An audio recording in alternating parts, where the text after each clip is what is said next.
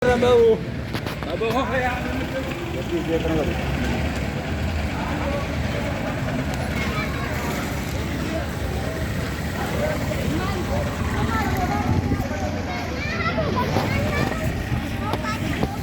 Mau tu siapa Pak?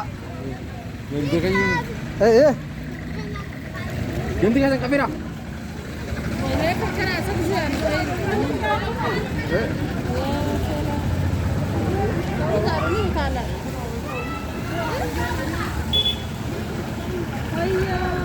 Lagakapat mo.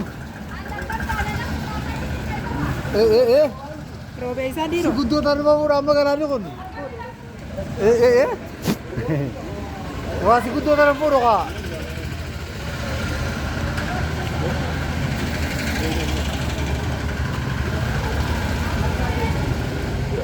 Eh.